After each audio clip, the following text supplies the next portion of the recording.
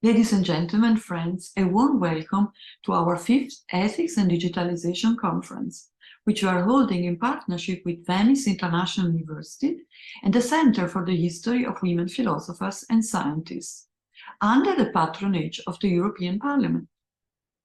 This year, we are still witnessing the brutality of Russia's war on Ukraine, and further the brutality of Russia's affiliates in the Middle East, which is also an attack on Western values, and the expected Israeli response. Hundreds of thousands of women, men, and children in Gaza are suffering terribly from the violence of the conflict. This year, we are also witnessing the devastating effects of global warming in more and more regions of the world. For the former, we hope that democracy, human rights, and women's rights will prevail. For the latter, our hope is based on interaction of the green and the blue. Indeed, there are more and more ways to use the blue of digitalization to improve or heal the green of ecology. To this end, it is crucial to spread information on how to apply ethical principles and to encourage ethical innovation at all levels to meet European values. That is why it is an honor for us to welcome a keynote by Professor Luciano Floridi.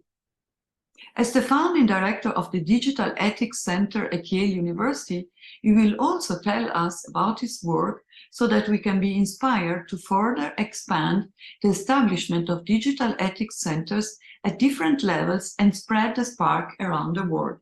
This is of the greatest relevance.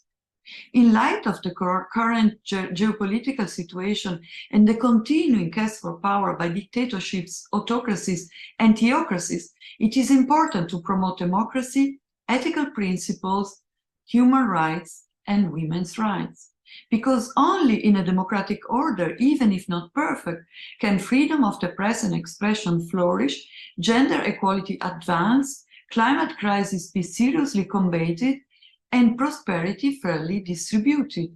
And of course, digitalization is also regulated for the benefit of humanity. Following Floridi and Taddeo, artificial intelligence, AI, is not just a new technology in need of regulation. It is a powerful force that is reshaping daily practices, personal and professional interactions, and the environment. It is vital for the well-being of humanity that this force is used for good. Ethics play a key role in this process by ensuring that the regulation of AI unlocks its potential while mitigating its risks. Other than in other countries, the perspective of the European regulations is based on ethical principles and democratic values. This year in Europe, the Digital Services Regulation was adopted to contribute to the proper functioning of the internal market and to ensure a safe, predictable, and reliable online environment in which the fundamental rights outlined in the Charter of the European Union will be protected. The regulation clearly defines the responsibilities and obligations of intermediary service providers, especially online platforms such as social media and marketplaces. In particular, the processing of data, including personal data, is tightly linked to the use of digital services. Since 2018, the General Data Protection Regulation, GDPR, has been in force in Europe, giving rise to the so-called Brussels effect. Although the General Data Protection Regulation and the Digital Services Act serve different purposes, both aim at protecting fundamental rights in a data-driven economy and society. As part of its digital strategy, the EU wants to regulate artificial intelligence to create better conditions for the development and use of this innovative technology, doubling down on the Brussels effect. AI can bring many benefits, such as better healthcare, safer and cleaner transport, more efficient manufacturing, and cheaper and more sustainable energy.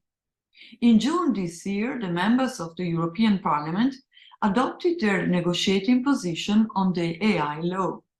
It states that AI systems will be analyzed and classified according to the risks they pose to users. The different risk levels will mean more or less regulation. All high-risk AI systems will be assessed before they are placed on the market and throughout their life cycle. For example, generative AI such as ChatGPT would have to comply with transparency requirements, disclose that the content was generated by AI, design the model to prevent it from generating illegal content, and publish summaries of copyrighted data used in training. Talks on the final shape of the law are now underway with EU countries in the Council. The aim and the hope is to reach an agreement by the end of this year. According to Rosaria Taddeo, East-West competition has resumed, and digital is a crucial factor in that competition. But the real challenge is not to be first. It is to allow innovation and development to flourish without undermining the fundamental values and rights of our societies. This requires serious and collective efforts to balance regulation and innovation and to understand how to design and use AI for just and sustainable democratic societies. Putin's announcement last Friday about the development of a Russian AI is a reminder that we face serious questions about the present and future of democratic digital societies. As Florida writes in an open letter to the three heads of state who are slowing down the approval of the European AI law, quote, the Artificial Intelligence Act is more than just a law. It's a statement about what values we as Europeans want to promote and which kind of society we wish to build. It implements and further supports Europe's identity and reputation. End of quote. By examining the ethics of digitalization, we can not only assess the consequences, but also, and this is far more important, design and implement the future digitalization of our society to ensure that it is fair.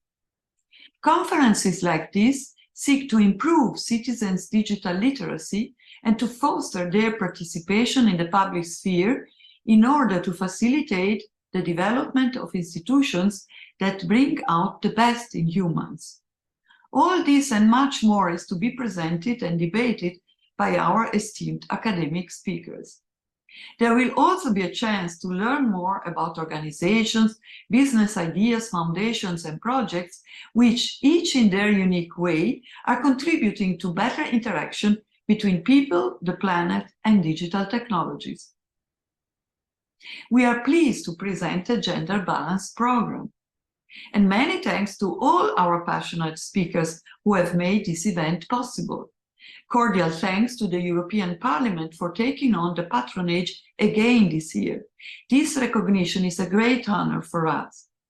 A big thank you to our sponsors, Sendinblue and Information Architects, for contributing to the costs of the conference. We apologize in advance if there are any technical glitches or unexpected program changes. Please bear with us. We wish everyone an inspiring day. Thank you.